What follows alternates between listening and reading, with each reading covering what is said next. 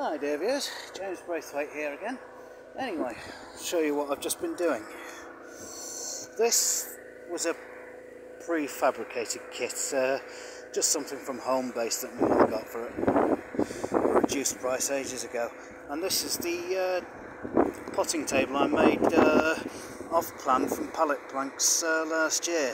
I've just been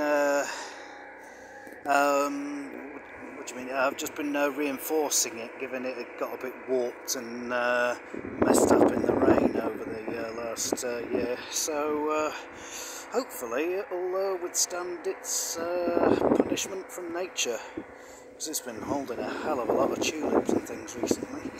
So there we are. Okay, that's it for here so far. I will see you in the next one. Head off for now.